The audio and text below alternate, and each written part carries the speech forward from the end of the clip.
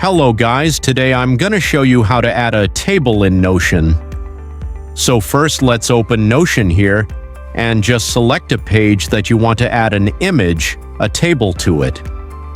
For example, let's choose this page, this. So here, get back to the line, click on the plus button, and searching for table, click on table.